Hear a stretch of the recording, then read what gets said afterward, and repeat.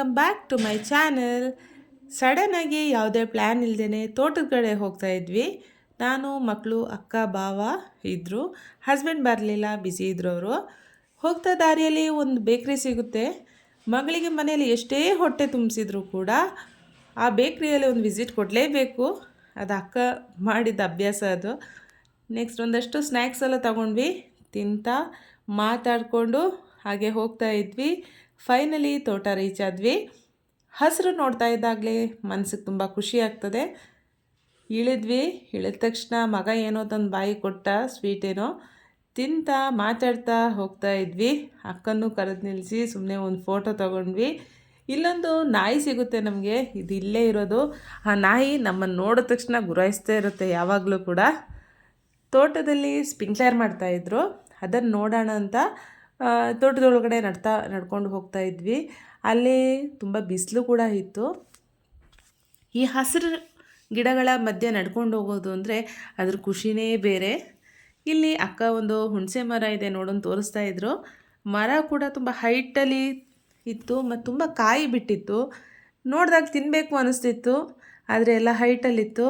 ಒಂದು ಕೋಲ್ ತಗೊಂಡು ಇನ್ನೇನು ತಿನ್ನಲೇಬೇಕು ಅಂದಾಗ ಇದನ್ನು ಬೀಳಿಸಲೇಬೇಕು. ಹಾಗಾಗಿ ಎಲ್ಲರೂ ಒಂದೊಂದು ಸ್ಟಿಕ್ ಎತ್ಕೊಂಡು ಬೀಳಿಸ್ತಾ ಇದ್ವಿ. ನಾನು ಕೂಡ ಒಂದಷ್ಟು ಬೀಳಿಸ್ದೆ. ಟೇಸ್ಟ್ ಇತ್ತು. ಟೇಸ್ಟ್ ಅಂದರೆ ಹುಳಿ ಅಲ್ಲ, ಸ್ವೀಟು ಅಲ್ಲ, ಅದು ಯಾವ ಥರ ಅಂತ ಹೇಳಲಿಕ್ಕಾಗಲ್ಲ. ಆಮೇಲೆ ಅಕ್ಕ ಹೋದ್ಲು, ನಾನು ಒಂದಷ್ಟು ಬೀಳಿಸ್ತೀನಿ ಅಂದ್ಕೊಂಡು ಅವಳು ಹೋದ್ಲು. ಮಗ ಅವನು ತಿನ್ನಲ್ಲ, ಆದರೂ ಒಂದಷ್ಟು ಬೀಳಿಸ್ತಿದ್ದ. ಈ ಥರ ಇತ್ತು ಇದು. ನಮ್ಮ ಮುಖದ ಎಕ್ಸ್ಪ್ರೆಷನ್ ನೋಡಿದಾಗಲೇ ಗೊತ್ತಾಗ್ತದೆ ಇದು ಹುಳಿಯ ಸ್ವೀಟಾ ಯಾವ ಥರ ಇತ್ತು ಅಂತ. ಆದರೂ ಕೂಡ ಬಿಡಲಿಲ್ಲ, ಒಂದಷ್ಟು ಕಾಯಿನ ತಿಂದ್ವಿ. ನಂತರ ಒಂದು ಸೆಲ್ಫಿ ತಗೊಂಡ್ವಿ. ಹಾಗೆ ಮುಂದೆ ಹೋಗ್ತಾ ಇದ್ದಾಗ ರಾಮಫಲ ಕಾಣಿಸ್ತು. ಕಂಡಿದ್ದೆಲ್ಲ ತಿನ್ನಬೇಕನ್ನೋ ಆಸೆ, ಅದನ್ನು ಕೂಡ ಕಿತ್ವಿ. ಚಿಕ್ಕ ವಯಸ್ಸಲ್ಲಿ ಇದನ್ನು ತುಂಬ ತಿಂತಾ ಇದ್ವಿ, ಈಗಲೂ ಕೂಡ ಇಷ್ಟನೇ. ಅಲ್ಲೇ ಕಟ್ ಮಾಡಿಕೊಂಡು ತಿಂತಾ ಮಾತಾಡಿಕೊಂಡು ಮುಂದೆ ಹೋಗ್ತಾ ಇದ್ವಿ.